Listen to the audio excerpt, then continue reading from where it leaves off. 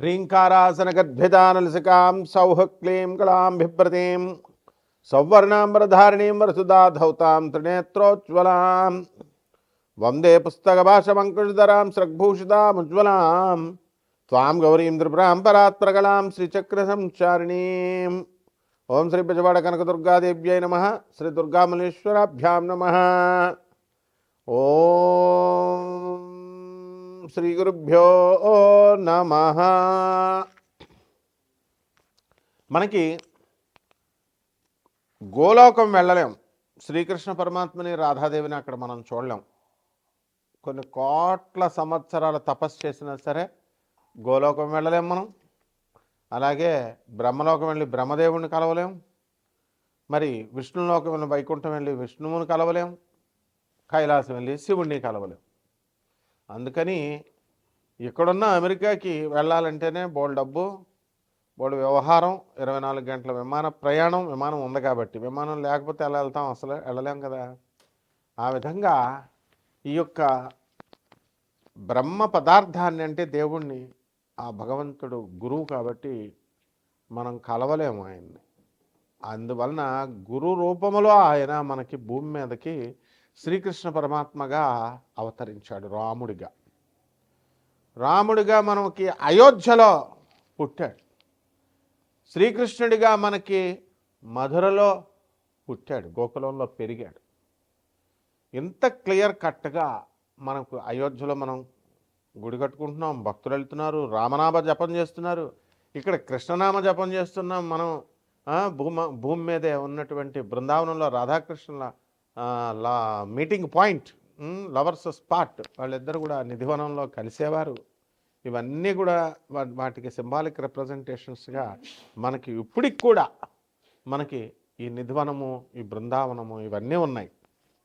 మరి చక్కగా అసలు భగవంతుణ్ణి మనం కలవలేము కాబట్టే ఆయన మన మీద ఎంతో కరుణతో భూలోకానికి వచ్చి రాముడిగా కృష్ణుడిగా మనకి బోధించి, ఇలా మానవుడు ఇలా బ్రతకాలని రాముడిగా చూపించి వెళ్తే మనమేం చేస్తున్నామండి? మనము పనికిమాలిన కథలు చెప్తున్నారు. మైథలాజికల్ స్టోరీస్ అంటాడు ఒకడు. రామాయణం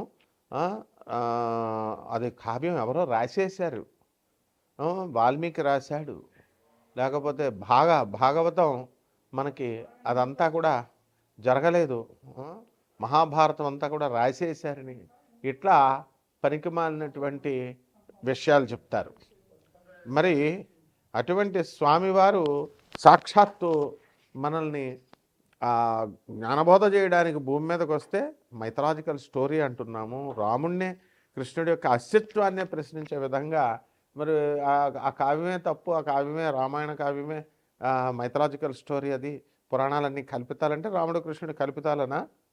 మరి ఏమైపోయారు? మరి ఇక్కడ మనకి కృష్ణుడు పుట్టాడు కదా, మరి మధురలో రాముడు పుట్టాడు అయోధ్యలో.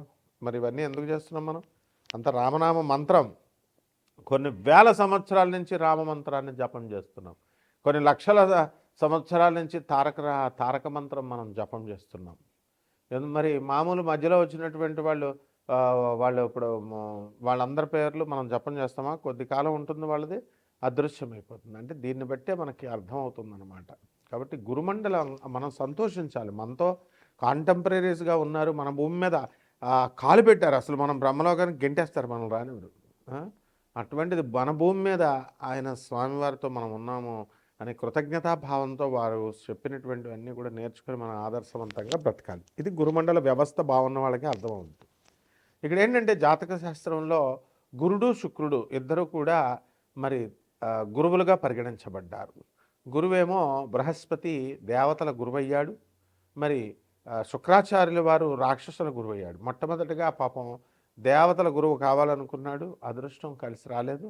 అందువలన ఆయన్ని రాక్షసుల గురువు కావాల్సి వచ్చింది. ఆ రాక్షసుల గురువు అయినప్పటికీ కూడా ఆ రాక్షసుల యొక్క క్షేమాన్ని ఆయన కోరి ఎంత ప్రతి క్షణం కూడా ఆయన మంచిగా చెప్తున్నప్పటికీ కూడా వీళ్ళు వినకుండా ఆయన్ని ఎదిరించడం, ఆయన చెప్పిన మాట వినకుండా వాళ్ళు పతనమైపోవడం, ఈ లాస్ట్కి మన యొక్క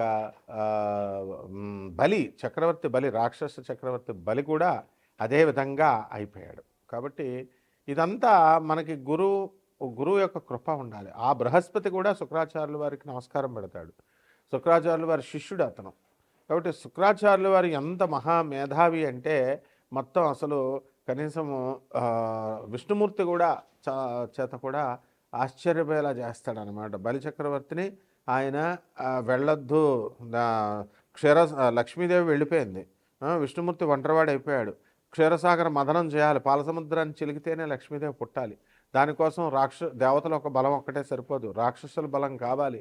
దానికోసం ఈ నారదుల వారిని ఇంద్రుడిని పంపిస్తాడు, బృహస్పతిని పంపిస్తే బలిచక్రవర్తి రాక్షసుల రాజు దగ్గరికి పంపించి సహాయం కోరితే బలిచక్రవర్తి ఆలోచిస్తుంటే శుక్రాచార్యులు వారు చెప్తారు, మా దగ్గర సంజీవని విద్య ఉంది, మా రాక్షసులకు ఏం కాదు, చచ్చిపోయిన వాళ్ళు మేము బతికిస్తామంటే మీ దేవతల కోసమేనంటే అందుకే దేవతలకు అమృతం కావాలి, దాన్ని మేము చిరకాలి అని వాళ్ళు అంటారు. ఆ అమృతాన్ని అందరినీ పంచుతామంటారు. నమ్మొద్దు, వీళ్ళ మాటల్లో చక్రంలోకి వెళ్ళొద్దు అంటే నారదుడు ఏం చెప్తాడు, మీరు వచ్చినా రాకపోయినా మేము యక్షగంధర్వ కిన్నర కింపురుషాది శక్తుల్ని మేము వాళ్ళ యొక్క సహాయాలతో చేసేస్తాం ఏదో రకంగా, లేదా మానవ శక్తితో అంటే అప్పుడు ఏమంటాడు శుక్రాచార్యుడు, బలిచక్రవర్తి ఆలోచనలో పడిపోతే వద్దు, ఈ నారదుడు నిరంతర విష్ణునామన పారాయణ చేసేటటువంటి వాడు, ఇతని మాటల మాయాజాలంలోకి వెళ్ళొద్దు అన్నా సరే బలిచక్రవర్తి ఒప్పేసుకుంటే అప్పుడు శుక్రాచార్యుడి కోపం వచ్చి సహాయం చేయడానికి బలిచక్రవర్తి తాను చెప్పినా సరే వినకుండా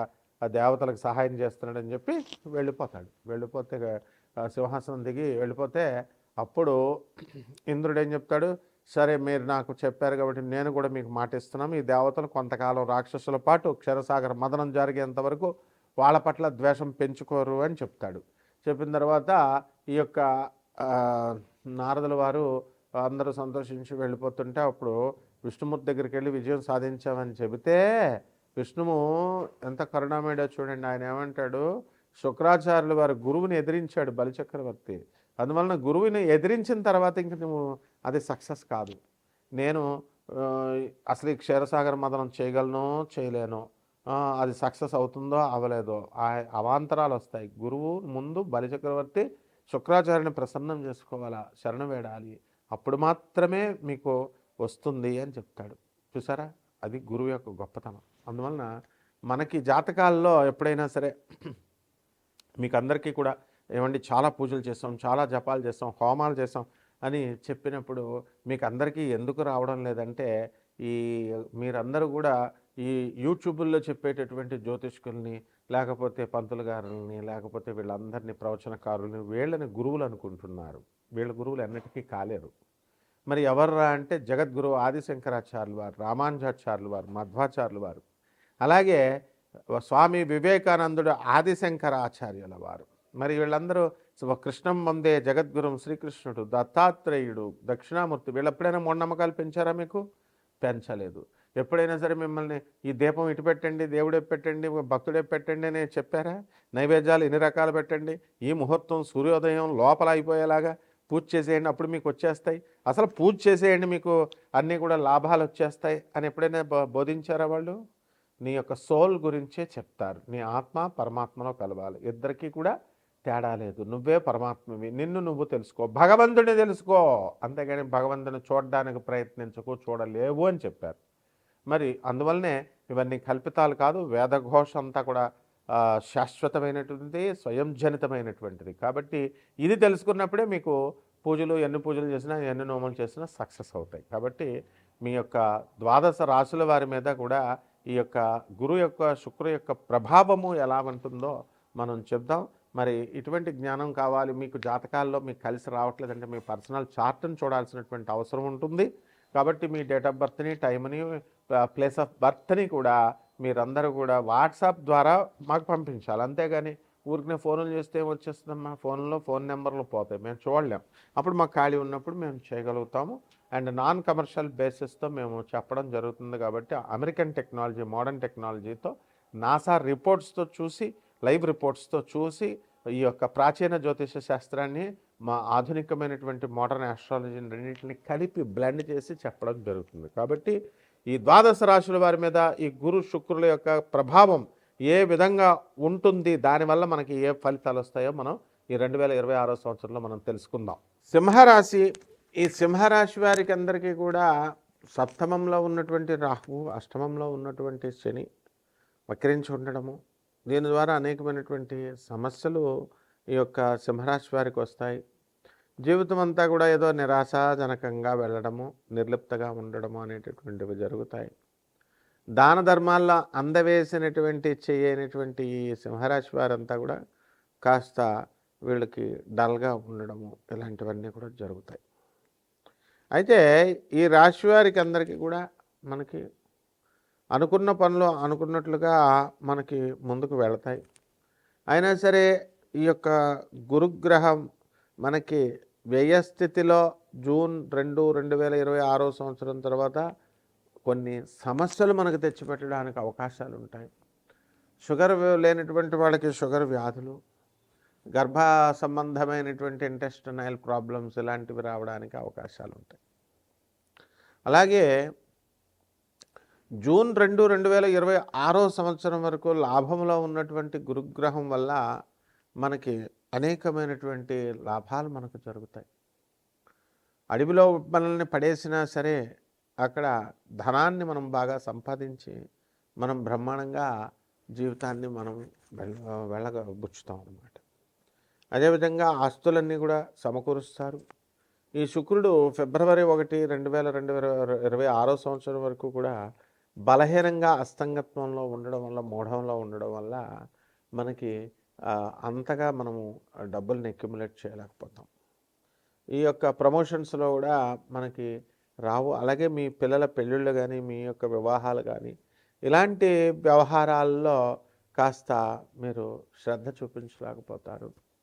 అలాగే సరైనటువంటి సెలక్షన్స్ మీరు వెతకలేకపోతారు. బికాస్ వెనస్ యొక్క శుక్రుడి యొక్క అనుగ్రహం అనేటటువంటిది చాలా తక్కువగా ఉంది ఈ గ్రహానికి. కాబట్టి ఈ రాశివారికి ఉన్నటువంటి పిల్లలకు ఉన్న అనారోగ్యపు సమస్యలన్నీ కూడా క్రమేపీ మెడికేషన్ ద్వారా కొద్దిగా తగ్గడానికి అవకాశాలు ఉన్నాయి. అయితే వెంటనే తగ్గాలి, వెంటనే నార్మల్ పర్సన్ లాగా ఉండాలి అనేటటువంటిది మనము ఆశ పెట్టుకోకూడదు అనమాట. స్లోగా అవుతాయి. పూర్వజన్మ కృతం పాపం రోగరూపేణ పీడిత. వాళ్ళ యొక్క పూర్వజన్మ కర్మల వలనే మనకి అనారోగ్యము అనేటటువంటిది వాళ్ళకి తటస్థించడం జరుగుతుంది ఎవరికైనా సరే. కాబట్టి కర్మను మనం మార్చేసేది ఈ గురుగ్రహము, శుక్రగ్రహమే, అంటే గురువు. కాబట్టి ఈ యొక్క గురువు యొక్క అనుగ్రహం వలన మీకు కొన్ని మంచి పనులు జరుగుతాయి. ఇక పరిహారాల దగ్గరికి వచ్చేసరికి గురు జపం చేయండి, గురు స్తోత్రాలు చదవండి, గురువుకి కిలోం పావు శనగల్ని పసుపు రంగు వస్త్రాలనిచ్చి పేద బ్రాహ్మణులకి గురువారం నాడు ఉదయం 6 గంటలకి దానం చేసుకోండి. దశమహావిద్యలో ఒకటైనటువంటి తారా అమ్మవారి యొక్క హోమాన్ని జరిపించుకోవడం, తారా అమ్మవారి యొక్క మంత్రజపం చేసుకోవడం ద్వారా సరిపోతుంది. బ్రహ్మాండంగా శుభమస్తు.